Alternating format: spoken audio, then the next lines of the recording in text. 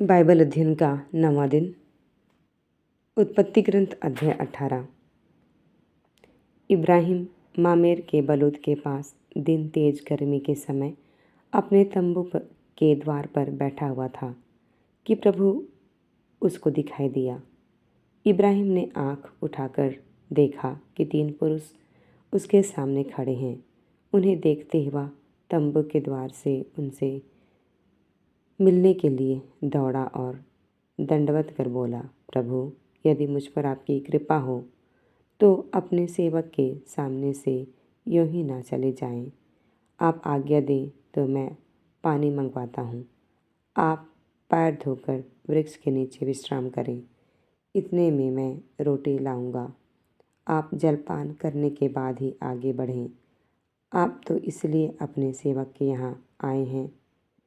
उन्होंने उत्तर दिया, तुम जैसा कहते हो वैसा ही करो। इब्राहिम ने तंबू के भीतर दौड़कर सारा से कहा, जल्दी से 3 पसेरी मैदा गूँथ कर फुलके तैयार करो। तब इब्राहिम ने ढोरों के पास दौड़कर एक अच्छा मोटा बछड़ा लिया और नौकर को दिया, जो उसे जल्दी से पकाने गया। बाद में इब्राहिम ने दही, दूध और पकाया हुआ बछड़ा लेकर उनके सामने रख दिया और जब तक वे खाते रहे तब वह वृक्ष के नीचे खड़ा रहा। उन्होंने इब्राहिम से पूछा, तुम्हारी पत्नी सारा कहाँ है? उसने उत्तर दिया, वह तंबू के अंदर है। इस पर अतिथि ने कहा, मैं 1 वर्ष के बाद तुम्हारे पास आऊँगा। उस समय तक तुम्हारी पत्नी को एक पुत्र होगा। इब्राहिम और सारा दोनों बूढ़े हो चले थे। उनकी आयु बहुत अधिक हो गई थी और सारा का मासिक धर्म बंद हो गया था। इसलिए सारा हंसने लगी और उसने अपने मन में कहा, क्या मैं अब भी पति के साथ रमण करूं? मैं तो मुरझा गई हूँ और मेरा पति भी बूढ़ा हो गया है। किंतु प्रभु ने इब्राहिम से कहा, सारा यह सोचकर क्यों हंसी कि क्या सचमुच बुढ़ापे में भी मैं माता बन सकती हूँ? क्या प्रभु के लिए कोई बात कठिन है? मैं अगले वर्ष इसी समय तुम्हारे यहाँ फिर आऊँगा और तब सारा को एक पुत्र होगा। सारा ने कहा, मैं नहीं हंसी, क्योंकि वह डर गई। किंतु उसने उत्तर दिया, तुम निश्चय ही हंसी थी। ये लोग वहाँ से सोदोम की ओर चल पड़े। इब्राहिम उन्हें विदा करने के लिए उनके साथ हो लिया। प्रभु ने अपने मन में यह कहा, मैं जो करने जा रहा हूँ, क्या उसे इब्राहिम से छिपाए रखूँ? उससे एक महान तथा शक्तिशाली राष्ट्र उत्पन्न होगा और उसके द्वारा पृथ्वी पर के सभी राष्ट्रों को आशीर्वाद प्राप्त होगा।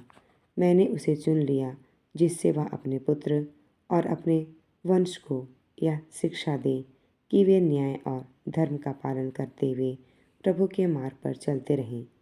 इस प्रकार मैं उससे जो प्रतिज्ञा कर चुका उसे पूरा करूँगा।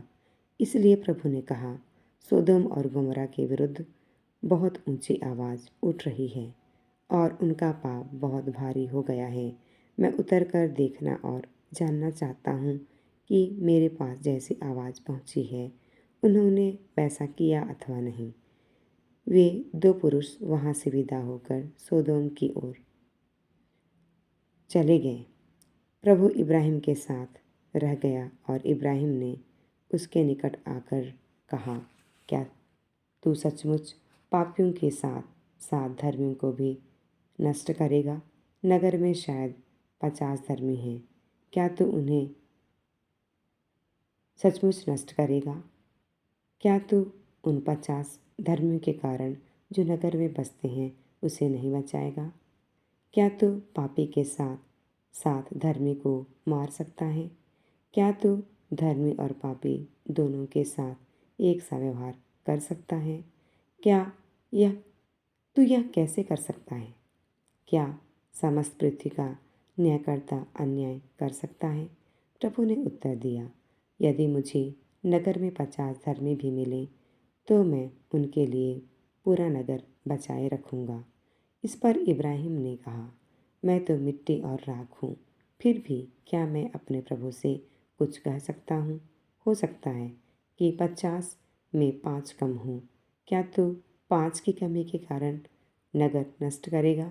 उसने उत्तर दिया, यदि मुझे नगर में 45 धर्मी भी मिले तो मैं उसे नष्ट नहीं करूँगा। इब्राहिम ने फिर उससे कहा, हो सकता है कि वहाँ केवल 40 मिले। प्रभु ने उत्तर दिया, 40 के लिए मैं उसे नष्ट नहीं करूँगा। तब इब्राहिम ने कहा, मेरा प्रभु क्रोध न करें और मुझे बोलने दें। हो सकता है कि वहाँ केवल 30 मिले। उसने उत्तर दिया, यदि मुझे वहाँ 30 भी मिले तो मैं उसे नष्ट नहीं करूँगा। इब्राहिम ने कहा, तू मेरी धृष्टता क्षमा कर। हो सकता है कि केवल 20 मिले। और उसने उत्तर दिया, 20 के लिए मैं उसे नष्ट नहीं करूँगा। इब्राहिम ने कहा, मेरा प्रभु बुरा ना माने तो मैं एक बार और निवेदन करूँगा। हो सकता है कि केवल 10 मिले।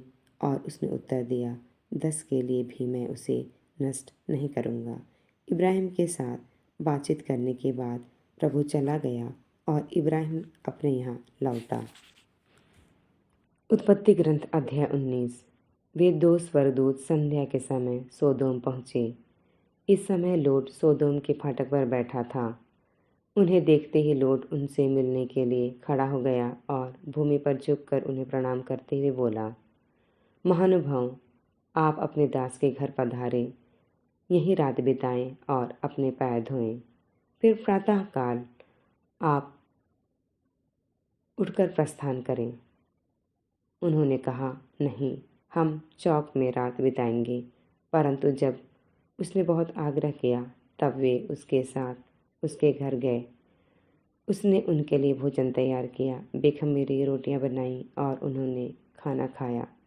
उनके शयन करने के पहले ही नगर के लोगों, सोदोम के सब पुरुषों, क्या छोटे क्या बड़े, सब ने उसका घर घेर लिया। वे लोट को पुकार कर उससे पूछने लगे, आज रात को जो लोग तुम्हारे पास आए थे वे कहाँ हैं? उन्हें हमारे पास बाहर लाओ कि हम उनका भोग करें।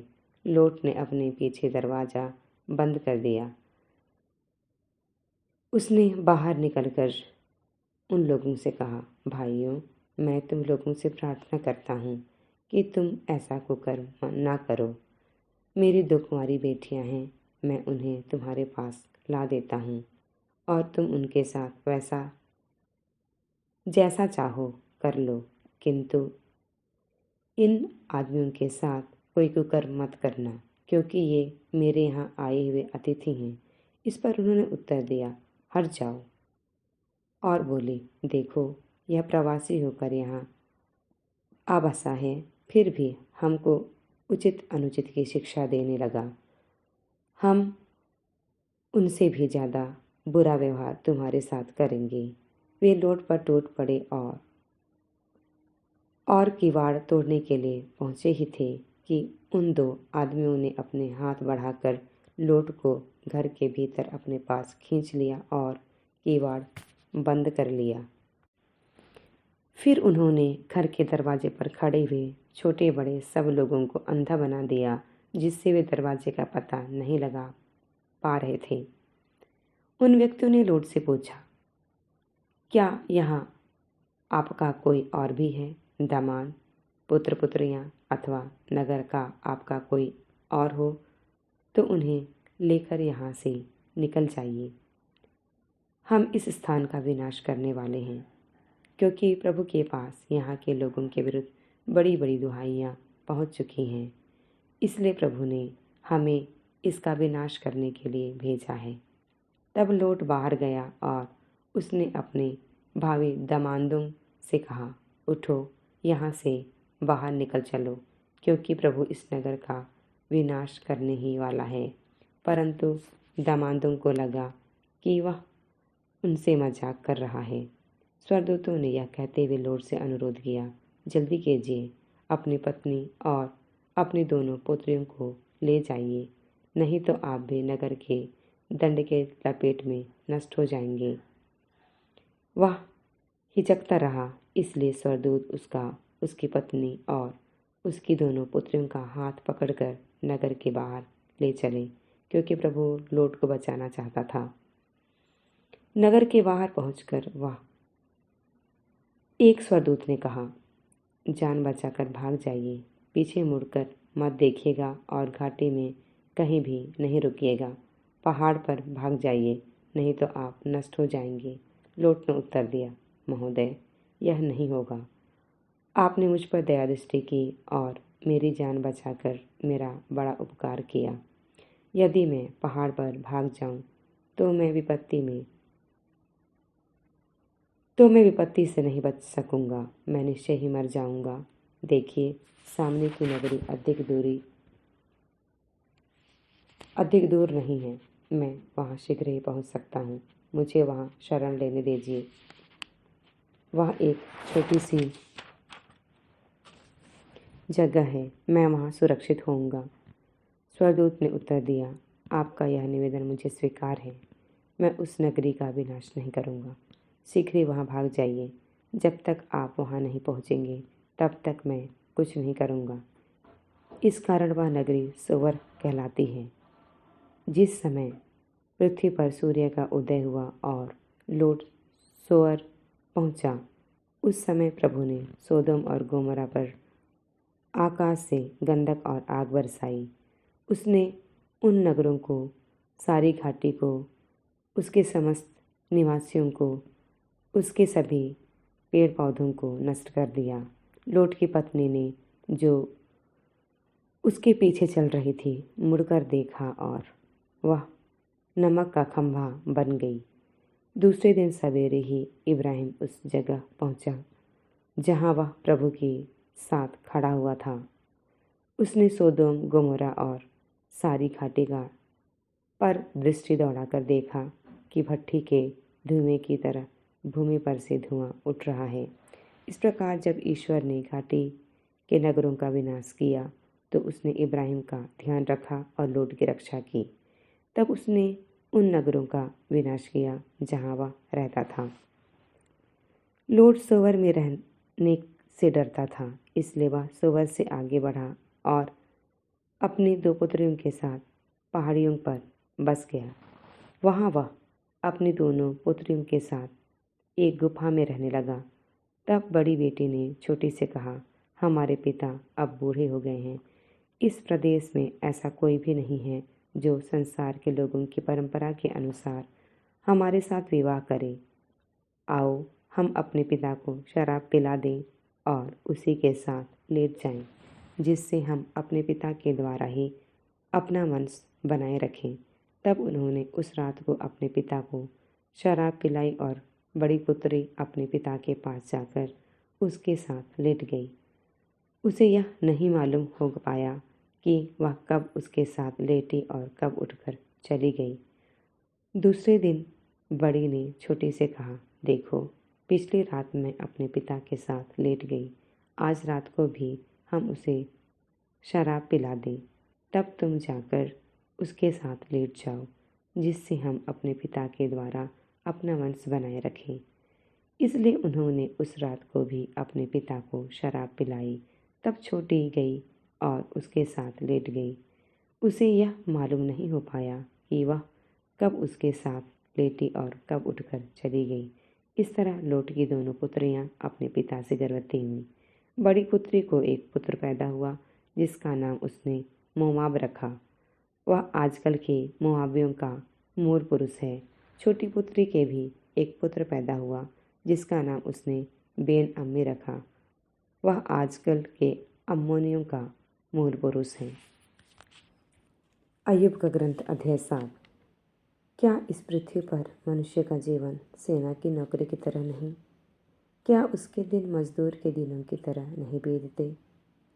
क्या वह दास की तरह नहीं जो छाया के लिए तरसता है, मजदूर की तरह जिसे समय पर वेतन नहीं मिलता? मुझे महीनों निराशा में काटना पड़ता है। दुख भरी रातें मेरे भाग्य में लिखी हैं। शैया पर लेटते ही कहता हूँ, भोर कब होगा? उठते ही सोचता हूँ संध्या कब आएगी, और मैं संध्या काल तक निरर्थक कल्पनाओं में पड़ा रहता हूँ। मेरा शरीर कृमियों और कुकरी से भर गया है। मेरी चमड़ी फट गई है और उससे पीप बह रही है। मेरे दिन जुलाहे की भरने से भी अधिक तेजी से गुजर गए और तागा समाप्त हो जाने पर लुप्त हो गए हैं। प्रभु, याद रख कि मेरा जीवन एक श्वास मात्र है और मेरी आँखें फिर अच्छे दिन नहीं देखेंगी। जो मुझे देखा करता था वह मुझे फिर नहीं देखेगा। तेरी आँख भी मुझे नहीं देख पाएंगी।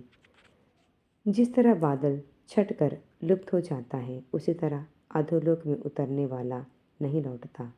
वह फिर कभी अपने घर वापस नहीं आएगा। उसकी भूमि पर कोई उसकी प्रतीक्षा नहीं करेगा। इसलिए मैं अपनी जीभ पर लगाम नहीं लगाऊंगा। मैं अपनी वेदना प्रकट करूंगा।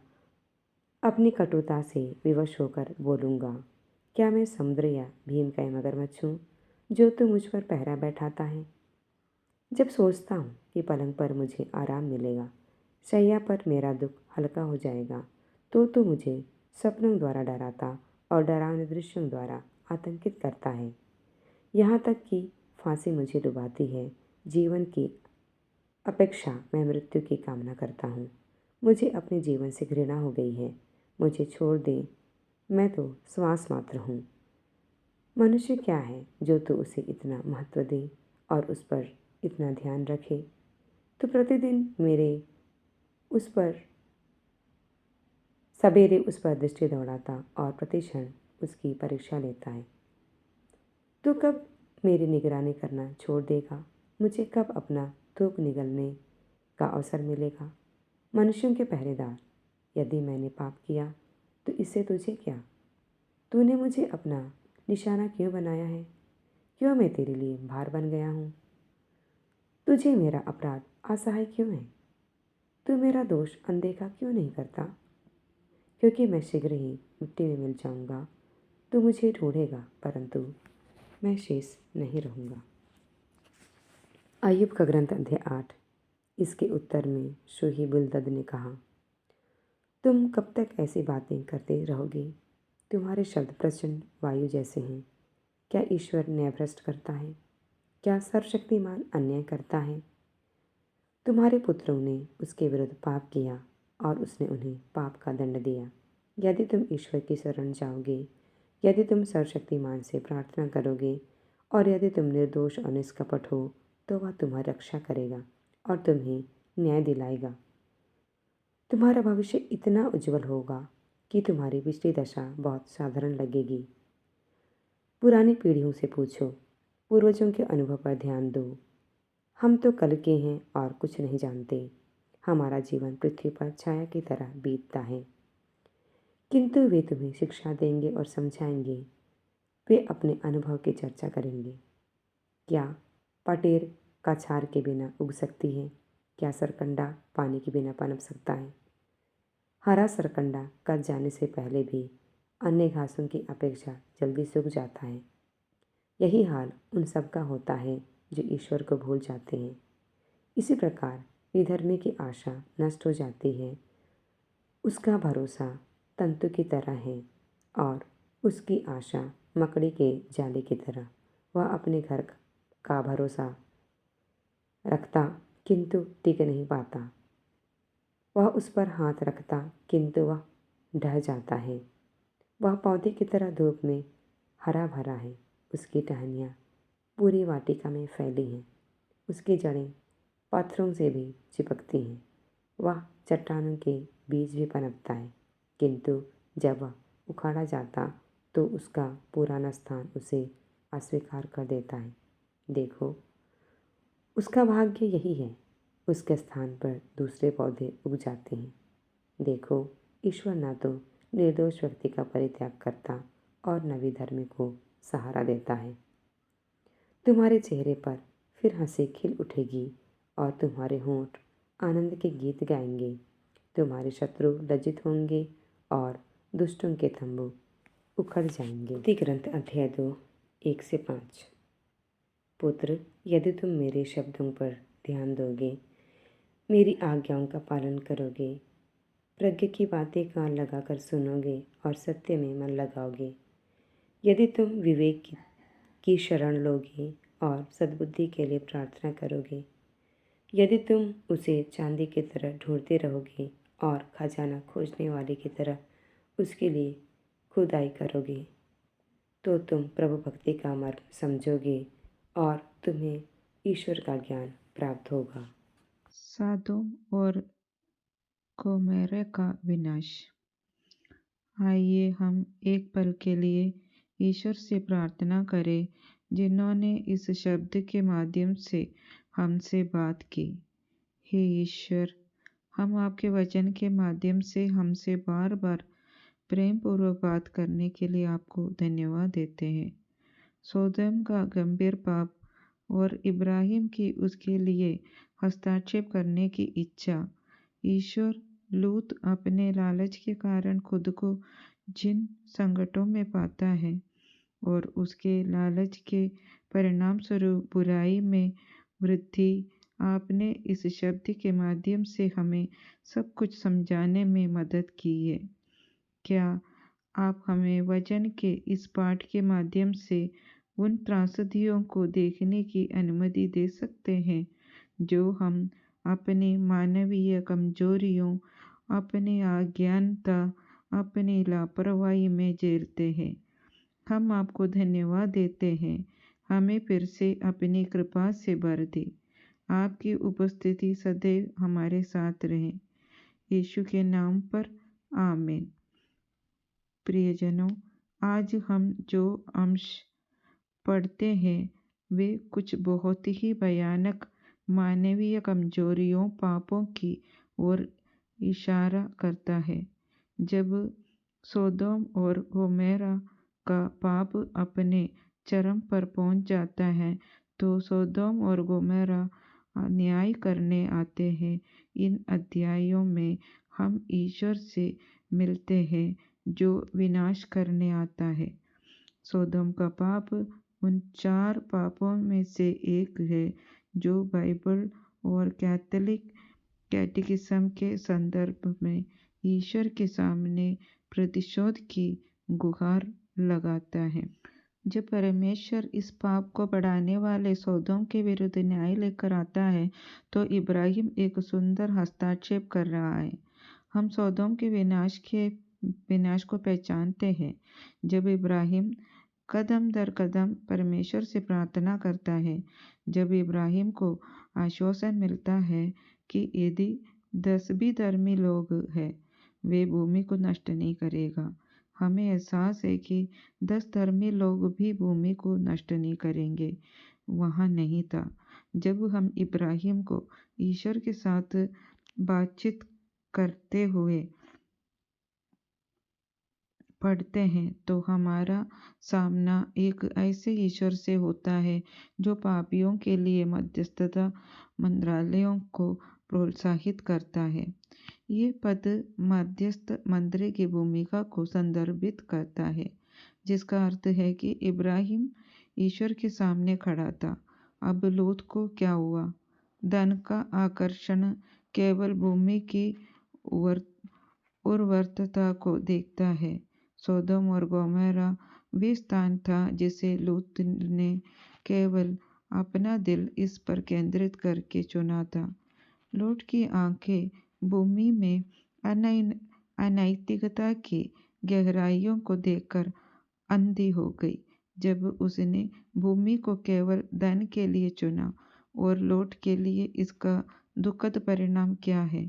जब लूत कहता है कि वे अपनी 2 बेटियों को रात में राक्षसों को दे सकता है, तो उसकी मानसिक स्थिति कितनी खराब थी। हम इसे उस देश की अनैतिकता के अनुरूप होने के संकेत के रूप में पढ़ते हैं। बाद में जैसे ही कहानी समाप्त होगी, लूत की 2 बेटियां अपने पिता के साथ बिस्तर साझा करेगी और बच्चों को जन्म देगी। अनैतिक हो जाना भी इस कहानी का दुखद अंत है। कोई भी व्यक्ति जो केवल पैसे के लिए ऐसी जगह चुनता है जहां उसके बच्चे ईश्वर को खो सकते हैं, ये भविष्य की त्रासदियों का संकेत है। लोट और लूट की बेटियां, बाद में उनसे मोवाबियों और अम्मोनियों का जन्म हुआ। निर्णय लेते समय उसका अंतिम लक्ष्य ईश्वर के प्राप्ति तथा ईश्वर के निकट बढ़ने की स्थितियां होनी चाहिए। हमारा ध्यान अनुस्मारक के साथ जारी रहता है। मैं विशेष रूप से प्रार्थना करता हूँ कि ईश्वर आप सभी को और सुनने वाले सभी लोगों को आशीर्वाद दे।